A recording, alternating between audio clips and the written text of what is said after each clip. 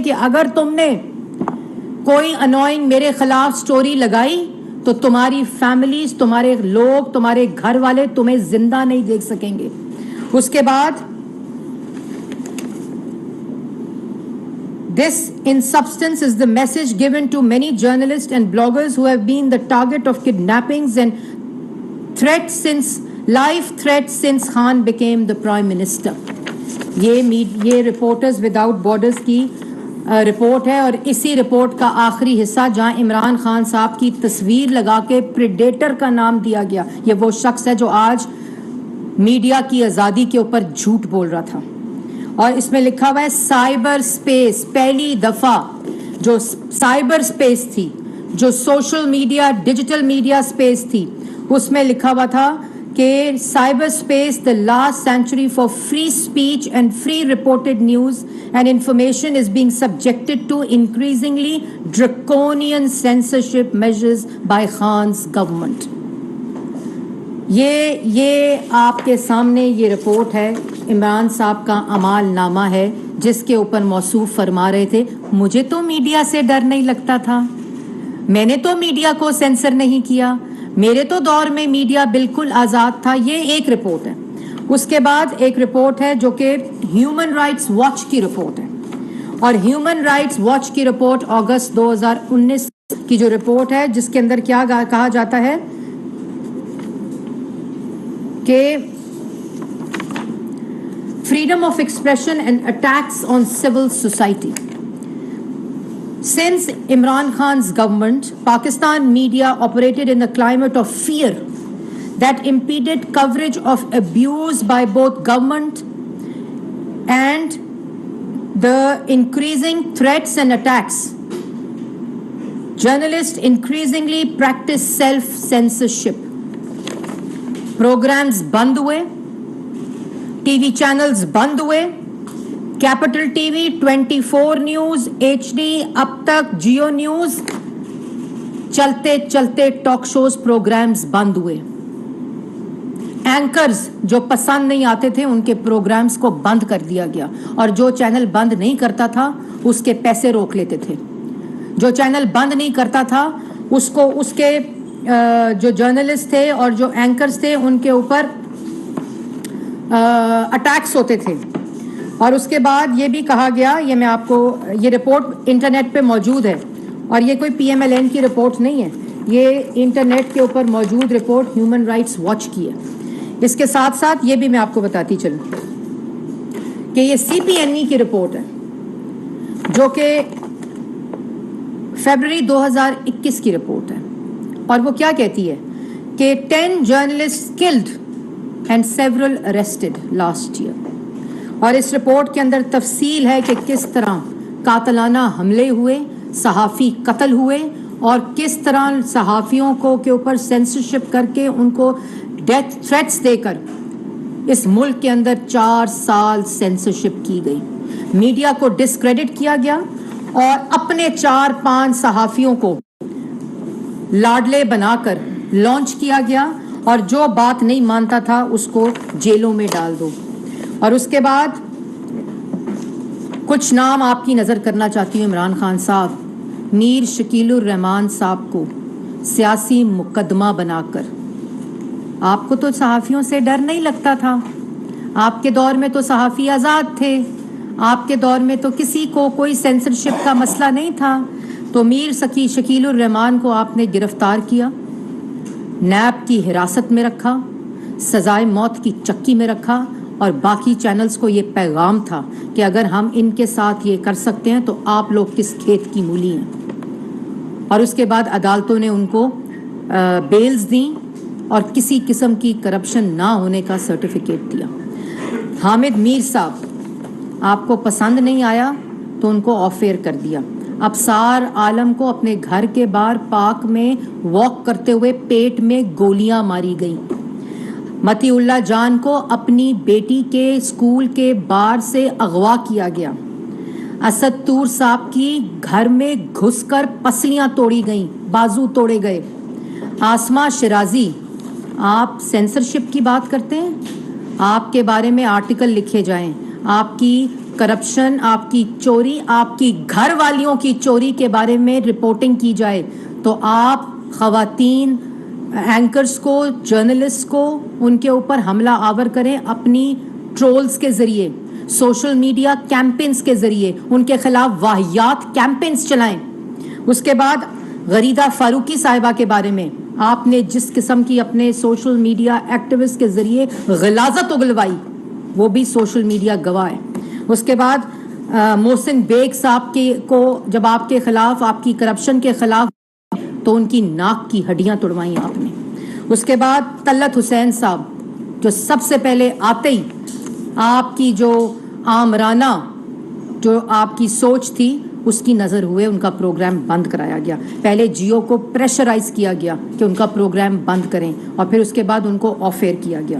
اس کے بعد عنبر شمسی، ایک ایسی پروفیشنل جرنلسٹ جو کہ خواتین جرنلسٹ، آسما کا ذکر کیا، غریدہ کا ذکر کیا، اور عنبر شمسی جیسی خاتون کو آپ نے اپنے ٹرولز کے ذریعے ان کی تضحیق کرائی. ان کے خلاف آپ نے مقدمے چلائے. آپ کی خواتین ممبر پارلیمنٹ اینکروں کو گھر میں بند کر کر ان کو ہراساں کرتی رہیں. اس کے بعد مرتضیٰ سولنگی صاحب، آپ نے ان کا پروگرام بند کرایا. لیکن میں سلام پیش کرتی ہوں ان سب کو جن کے میں نے نام لیے، اور ابھی یہ وہ لوگ ہیں جو پرومیننٹ صحافی تھے. کتنے آپ نے چھوٹے صحافیوں کے گلے گھونٹے، ان کی زبان بندی کی. یہ بھی یہ اس کے ثبوت بھی اور اس کے اعمال نامے آپ کے جو ہیں وہ بھی تمام ہسٹری اور ریکارڈ کا حصہ ہیں. اس کے بعد آزادی صحافت اور فریڈم آف ایکسپریشن کی بات کرتے ہیں. وہ شخص جو حکومت میں آیا تو سب سے پہلے اپنے سیاسی مخالفین کو بند کیا، سزائے موت کی چکیوں میں رکھا، ان کی بیٹیوں کو، ان کی بہنوں کو ہتھکڑیاں لگائیں، اور اللہ تعالیٰ اپوزیشن لیڈر کو جیل میں رکھا 2 دفعہ. آپ کہتے ہیں آزادی صحافت، آزادی فریڈم آف ایکسپریشن کا میں پیروکار ہوں، مجھے ڈر نہیں لگتا. تم اتنے ڈرپوک شخص ہو کہ تم نے نواز شریف کی آواز کو بند کیا ٹیلی ویژن کے اوپر. تم نے مریم نواز کی آواز کو بند کیا ٹیلی ویژن کے اوپر. تم نے شہباز شریف جب کورٹ آتا تھا تو تم حکم دیتے تھے کہ لاؤڈ سپیکر پر وہاں جو ایڈمنسٹریشن ہے وہ اونچا لاؤڈ سپیکر پہ بولتے تھے تاکہ شہباز شریف صاحب کی آواز دب سکے. تم نے سیاسی مخالفین کو سزائے موت کی چکیوں میں بند کیا. تمہیں ڈر نہیں لگتا فریڈم آف ایکسپریشن سے؟ اور پھر اس کے بعد تمہارے دور میں پی ایف یوجز ہوں، چاہے وہ فیڈرل ہو چاہے وہ صوبائی ہو، انہوں نے احتجاج کیے کہ خدا کا واسطہ ہے ہمارے منہ کے اوپر لگی ہوئی بند پٹی کو اتارا جائے، ہماری زبانیں بند کی ہوئی ہیں، ہمیں آزادی دے کے دی جائے. وہ تمام احتجاج، وہ تمام چیزیں جو ہیں وہ اس وقت ریکارڈ کا اور ہسٹری کا حصہ ہیں. تم کہتے ہو تمہیں فیک نیوز سے ڈر، تمہیں خالی فیک نیوز کا مسئلہ تھا، جس کی پوری سیاست فیک نیوز ہو اس کو فیک نیوز سے ڈر لگتا ہے. تم پاکستان میڈیا ریگولیٹری اتھارٹی لا کر، فیک نیوز کی بات نہیں تھی عمران خان صاحب جس کو آ کر ہم نے ریورس کیا.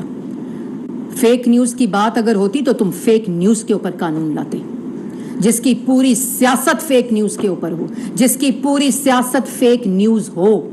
وہ کہتا ہے مجھے فیک نیوز کا مسئلہ تھا. تم جب زبان کھولتے ہو لوگوں کے اوپر فیک الزامات لگاتے ہو، جب زبان کھولتے ہو لوگوں کے اوپر جھوٹے الزامات لگاتے ہو.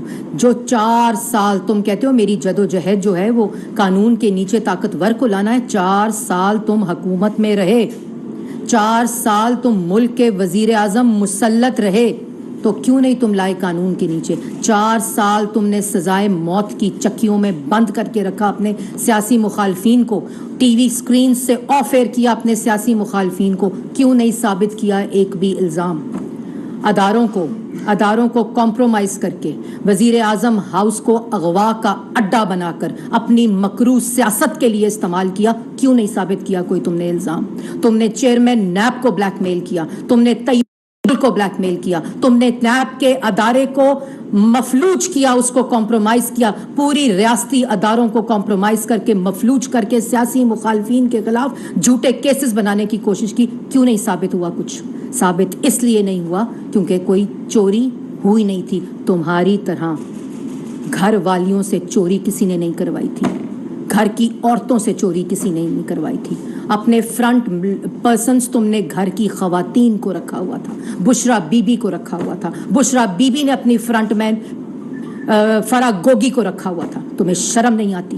تم یہاں لیکچر دیتے ہو اس طرح جس طرح تم سے بڑا کوئی نیک اور پارسا کوئی نہیں ہے. میں بھی اپنی لائن کو کراس نہیں کرنا چاہتی. میں بھی تیسری خاتون کا نام نہیں لینا چاہتی کیونکہ مجھ میں اخلاقی ظرف ہے. تم کہتے ہو کہ مغرب کے اندر جو قیادت ہوتی ہے, جو لیڈر ہوتے ہیں, ان میں وہ مہذب ہوتے ہیں. تم یہ بات کرتے ہو عمران خان صاحب, جو جب کھولتا ہے غلاظت اگلتا ہے, جو جب کھولتا ہے دوسرے کو گالی دیتا ہے, جو جب کھولتا ہے منہ اپنے سیاسی مخالفین کو دھمکی دیتا ہے. اور الیکشن کمیشن کے اوپر تمہارا جو یلغار ہے وہ بنتی ہے. ہمیں پتہ ہے وہ کیوں بنتی ہے. الیکشن کمیشن پہ یلغار اس لیے بنتی ہے کیونکہ تم چور دروازے سے درخواستیں کرتے رہے الیکشن کمشنر کو ملنے کی. تم چور دروازے سے اس کو اکیلے ملنے کی 1-on-1 ملنے کی تم درخواستیں ڈالتے رہے, اور انہوں نے تمہیں کہا کہ میں تمہیں 1-on-1 نہیں مل سکتا. میرے دروازے کھلے ہیں تمام لوگوں کے لیے, سیاسی رہنماؤں کے لیے بشمول وزیر اعظم کے لیے, لیکن تمہیں تو عادت چور دروازے سے ملنے کی ہے. اس لیے تم اس پہ اٹیک کرتے ہو, اور فورن فنڈنگ کا فیصلہ محفوظ ہو چکا ہے. اور اس لیے آج تم الیکشن کمیشن پر اٹیک کر رہے ہو کیونکہ تم جانتے ہو تم 20 سیٹیں ہار چکے ہو. تم جانتے ہو کہ ملک میں پہلی دفعہ آزاد اور شفاف الیکشن ہو رہا ہے. تم جانتے ہو کہ اب پنجاب میں تمہاری حکومت نہیں ہے. اب پنجاب میں فرا گوگی نہیں ہے, بزدار نہیں ہے, جو تم الیکشن کمیشن کا عملہ اٹھا لو گے, جو تم الیکشن کمیشن کے عملے کو ڈبوں کے سمیت اٹھا لو گے. آج تمہارے پاس یہ اختیار نہیں ہے. اس لیے تمہارا الیکشن کمیشن کے اوپر اور تمہارے ترجمانوں کا الیکشن کمیشن کے اوپر عملہ بنتا ہے. اور اس لیے بنتا ہے کہ تم الیکشن کے ڈبے نہ اٹھا سکو گے اور نہ تم عملہ اٹھا سکو گے. اور اس لیے لوگوں کی جیبوں سے شناختی کارڈ لے کر اس کے اوپر پیسہ لگا رہے ہو. جو بندے تمہارے پکڑے جا رہے ہیں شناختی کارڈوں کے ساتھ, ہزاروں شناختی کارڈ تم نے لوگوں سے لے کر ان کو پیسوں کے عوض بیچا, ان کے ووٹوں کو. تمہیں شرم نہیں آتی؟ لیکن تمہارے خمیر کے اندر الیکشن چوری ہے, تمہارے خمیر کے اندر الیکشن دھاندلی ہے. اور پھر خیبر پختونخوا کے نوجوانوں کو فساد کے لیے, غنڈہ گردی کے لیے تم نے روانہ کیا پنجاب, صرف اس لیے کہ خیبر پختون کے بھائیوں سے پنجاب کے بھائیوں کو لڑایا جائے. پولنگ سٹیشنز کے اوپر آج تم عملہ نہیں اٹھا سکتے, آج تم ڈبے نہیں اٹھا سکتے, تو تم وہاں فساد مچاؤ. تمہیں پہلے بھی وارننگ دے دی گئی ہے. الیکشن کمیشن کے احکامات کے مطابق جس نے الیکشن اور پولنگ سٹیشنز کے اوپر فساد اور جھگڑا اور غنڈہ گردی کرنے کی کوشش کی, قانون اپنا راستہ لے گا.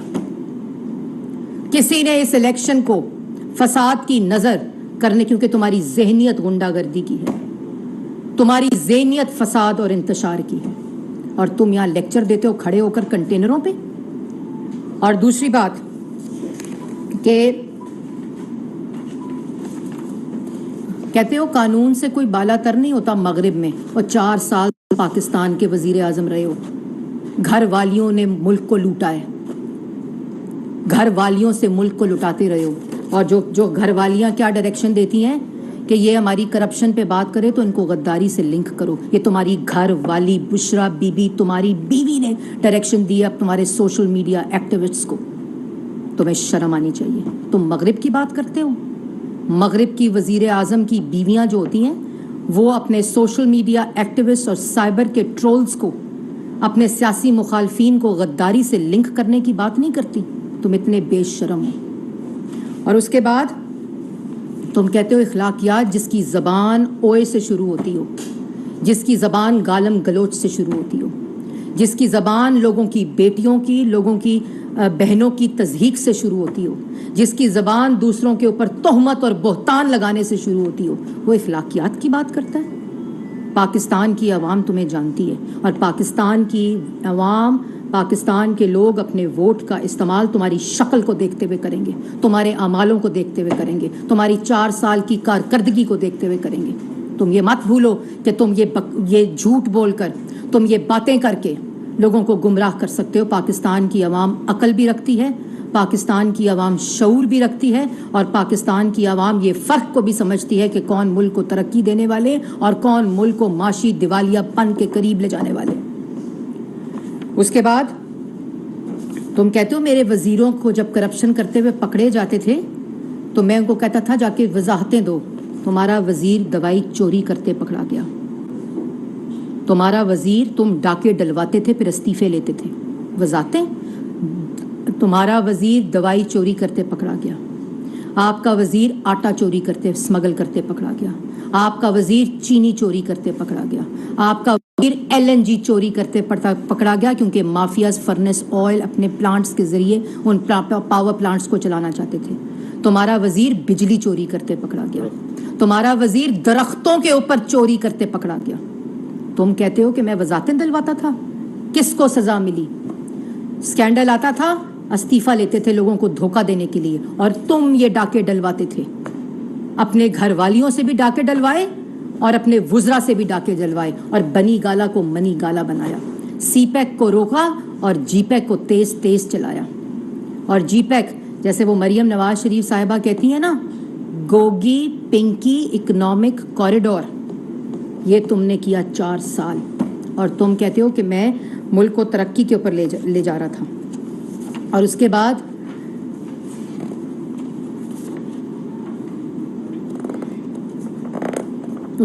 آج کیا کہہ رہے تھے، فرما رہے تھے کہ یو ٹرن ضرورت ہوتی ہے، یو ٹرن لینا ہوتا ہے، اور آج پکار کر وہ سپریم کورٹ کا فیصلہ جس نے تمہیں آئین شکن آئین کا مجرم قرار دیا ہے، تم ملک کی تاریخ کے پہلے سیاستدان ہو جو آئین شکنی کا سرٹیفکیٹ لے کے بطور وزیر اعظم مسترد ہوئے اور ایوان سے نکالے گئے ہو۔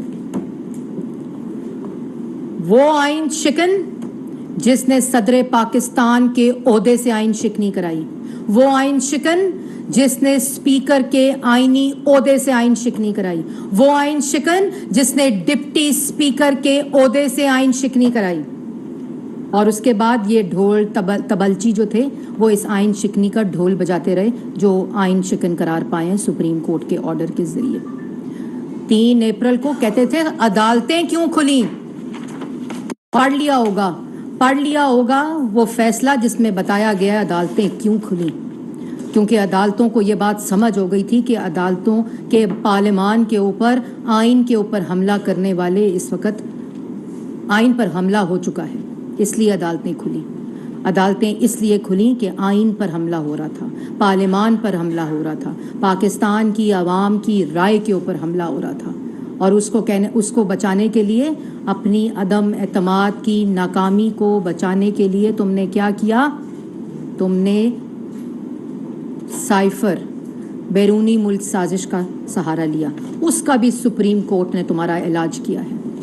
بار تم نعرے لگاتے ہو بیرونی ملک سازش کے اور سپریم کورٹ میں سائفر پیش نہیں کرتے، ثبوت پیش نہیں کرتے، اور سپریم کورٹ نے وہی بات کی جو پاکستان کا عوام تم سے سوال پوچھتی ہے کہ 8 مارچ کو سائفر ملا تھا تو انکوائری کمیشن کیوں نہیں بنایا، 8 مارچ کو سائفر ملا تھا تو تحقیقات کیوں نہیں کرائیں، 8 مارچ کو سائفر ملا تھا تو الیکشن کیوں نہیں کرائے، 8 مارچ کو سائفر ملا تھا تو عوام کو کیوں نہیں بتایا؟ اس لیے نہیں بتایا کیونکہ بیرون ملک سازش نہیں تھی، تم مزید ملک کے خلاف سازش کرنا چاہتے تھے، اپنا اقتدار بچانا چاہتے تھے، اپنی کرسی بچانا چاہتے تھے۔ اور ایک بات کان کھول کر سن لو، ایک بات کان کھول کر سن لو، تم کل کا الیکشن پاکستان کے عوام، پنجاب کے عوام کا الیکشن ہے۔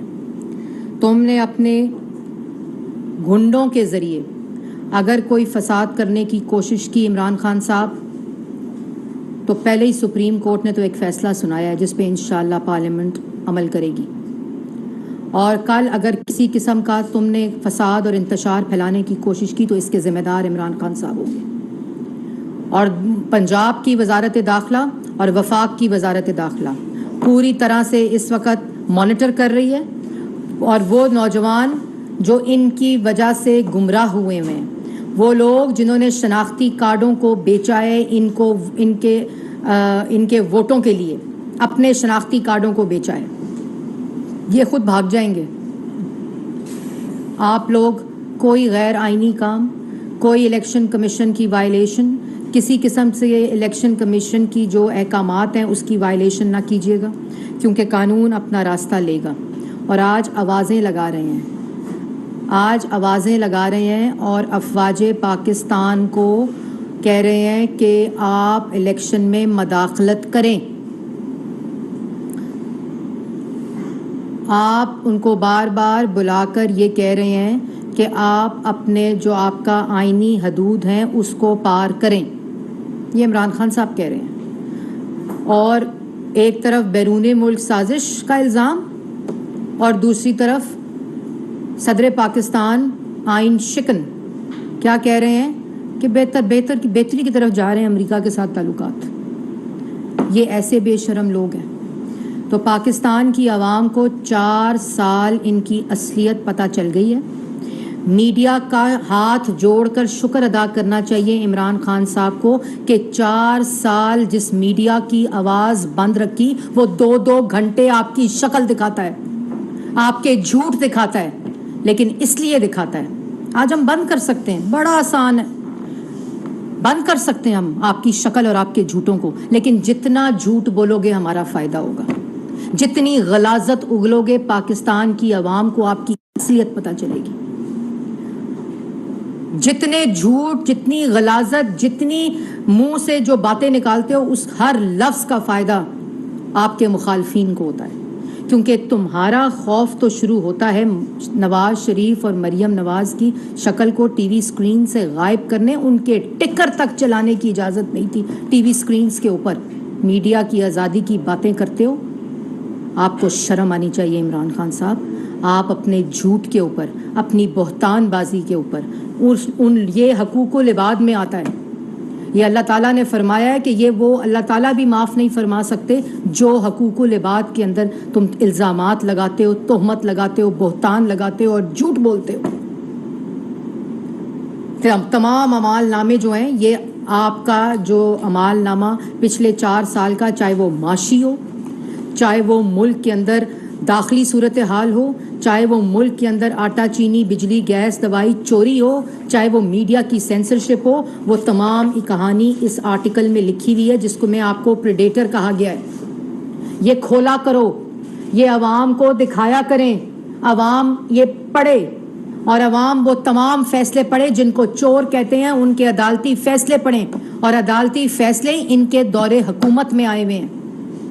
ایف آئی اے کے ڈی جی نے بتایا کہ مجھے گھر میں بلایا، مجھے پی ایم ہاؤس میں بلایا، جس پی ایم ہاؤس میں طیبہ گل کو اغوا کر کے رکھا ہوا تھا، اور ان کے ثبوت لے کر طیبہ گل کے چیئرمین نیب کو وہ عادی ہراسر، سیکشول ابیوزر اور سیکشول ہراسر جو تھا اس کو بلیک میل کیا، ادارے کو کمپرومائز کیا اور سیاسی مخالفین کے خلاف کیسز بنائے۔ یہ ایسا جرم کیا ہے کہ پاکستان کی عوام آپ کو معاف نہیں کرے گی۔ اور اب کل الیکشن ہے اور تم یہ سمجھتے ہو کہ تمہاری یہ آخری تقاریر جو ہے وہ ووٹرز کے کسی نہ کسی طرح انفلوئنس کریں گی۔ وقت گزر گیا ہے عمران خان صاحب، بہت دیر ہو چکی ہے۔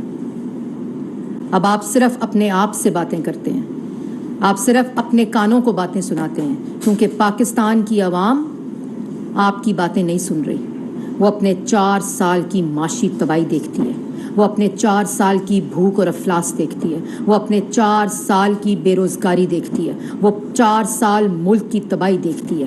وہ آپ کی شکل میں یہ تمام چیزیں جو میں نے گنوائی ہیں، وہ آپ کی شکل میں یہ تمام چیزیں دیکھتی ہے۔ اور بہت جلد سپریم کورٹ نے تو آپ کی کافی چیزیں سیاسی طور پر دفن کر دی ہے۔ کل کا الیکشن آپ کے سیاسی بیانیے کو اور آپ کی سیاست کو انشاءاللہ دفن کرے گا۔ کوئی سوال؟ صاحب کا یہ دعویٰ ہے کہ وہ کل کے الیکشن میں 16 سے زیادہ نشستیں جیت رہی ہیں، مسلم لیگ نون کل 20 نشستوں میں کیا ایکسپیکٹیشن ہے مسلم لیگ نون؟ دیکھیں، میں کوئی چیز قبل از وقت نہیں کہنا چاہتی، کیونکہ مقبول گجر صاحب کو بلا کر غنڈہ گردی کرنے کی جو کوشش کی جا رہی ہے، اپنی ہار کو تسلیم کر کے، جو خیبر پختونخوا سے لوگوں کو پنجاب بھیج کر پولنگ سٹیشنز کے اوپر غنڈہ گردی کا پلان بنایا جا رہا ہے، جو الیکشن کمیشن پہ دھاندلی کا ماتم کیا جا رہا ہے، وہ اپنی ہار کا ماتم ہے، وہ اپنی ناکامی کا ماتم ہے، وہ اس بات کا اعتراف ہے کہ ہم عمران خان صاحب الیکشن ہار چکے ہیں۔ اور ورنہ ایک دن ابھی تو الیکشن ہونا ہے، تو آپ کو کیسے پتہ چل گیا کہ الیکشن کمیشن دھاندلی کر رہا ہے؟ مقبول گجر کو کیوں بھیجا پنجاب؟ خیبر پختونخوا سے کیوں لوگ بھیجے کانسٹیچوئنسی وائز ڈیوٹیاں لگا کے کہ اس بندے نے یہاں غنڈہ گردی کرنی ہے، اس بندے نے یہاں فساد کرنا ہے، اس بندے نے یہاں الیکشن روکنا ہے؟ اگر ہار کا پتہ نہ ہوتا، اگر ہار تسلیم اور یقین نہ ہوتا تو یہ ماتم نہ ہوتا جو ہو رہا ہے۔ آپ کا جواب اس جواب میں۔ میڈم یہ فرمائیے گا کہ ٹرولنگ تو آج بھی ہو رہی ہے سوشل میڈیا پہ، اور آج اس ٹرولنگ کو روکنے کے لیے کیا آپ کی حکومت اقدامات کرے گی یا کرنے جا رہی ہے؟ نمبر 2، انتشار اور پولرائزیشن دن بہ دن بڑھتی جا رہی ہے۔ اس ضمنی الیکشن کے نتائج کو اگر تحریک انصاف تسلیم نہیں کرتی اور انتشار ووٹوں پہ دوبارہ آ جاتا ہے تو ملک کی پولیٹیکل ڈیسٹیبلائزیشن ہے، اس کو ہینڈل کرنے کے لیے بھی کوئی مذاکرہ شروع ہو؟ دیکھیے، بڑے واضح طور پر کاشف صاحب آپ کا سوال بڑا اچھا ہے۔ واضح طور پہ جس وقت گورنمنٹ آئی تو ہم نے کہا تھا کہ جو اداروں کے خلاف منظم انہوں نے کیمپین کی، صحافیوں کے خلاف کی، آج تک جاری ہے، آج تک اداروں کے خلاف کیمپین جاری ہے۔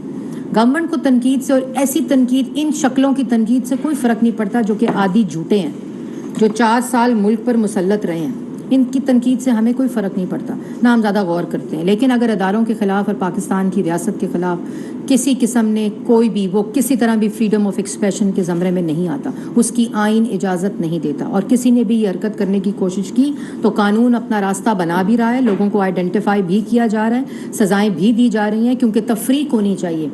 یہ تفریق ہونی چاہیے کہ آپ نے آئین کی جو حدود وضع کر دی گئی ہیں، آپ نے ان کو کراس نہیں کرنا۔ کوئی چیز اگر غیر آئینی ہوئی تو اسی طرح آئین شکنی ہوئی تو جو سپریم کورٹ کا فیصلہ ہے اسی طرح قانون اپنا راستہ لے گا۔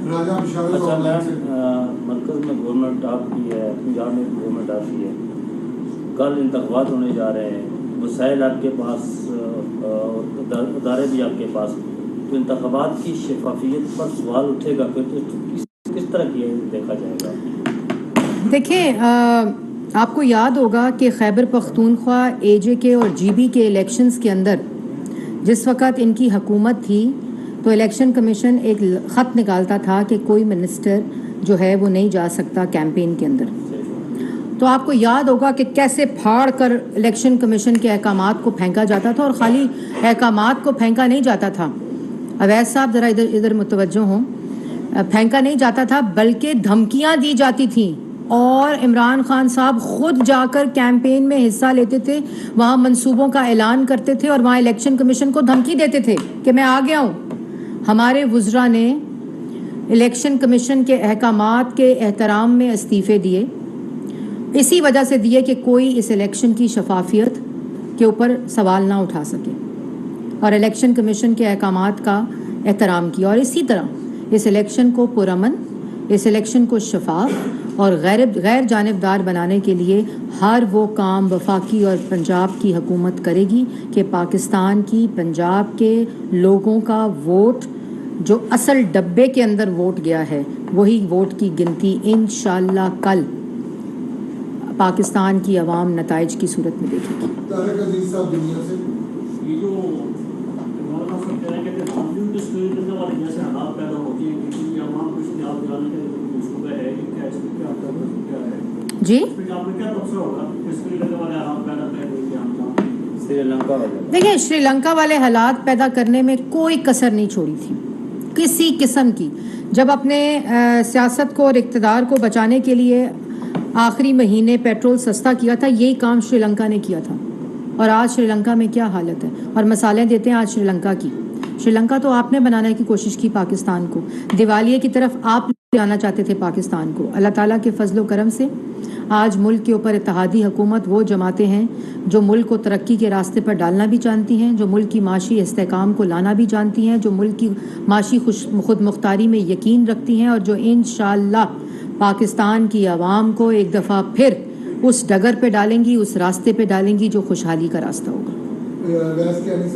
मैम ये बताइए, कल आखिरी कैंपेन का जलसा था खान साहब का, और चूँकि अब गवर्नमेंट इस पर आ गई है फैसले के बाद कि आर्टिकल 6 के हवाले से चीज़ें आएँ, लेकिन खान साहब ने कल कहा है कि जी गद्दारी का मुकदमा बनाओ, हकीकत फिर मैं बताऊँगा, मैं बोलूँगा। किसको इशारा, किसको कह रहे हैं, किसको ये बात सुना रहे हैं? चोर ने कभी कहा है मैं चोर हूँ?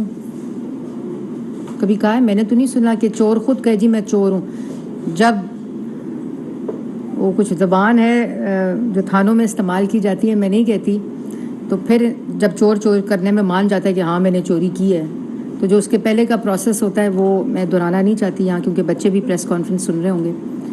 और आइन शिकन इसी तरह वो शख्स जो चोर भी है, जो झूठा भी है, जो आइन का चोर भी है, आइन शिकन भी है, जिसने आइन की सरकशी की है, वो ये कभी नहीं मानता, लेकिन उसको ये मालूम हो चुका है।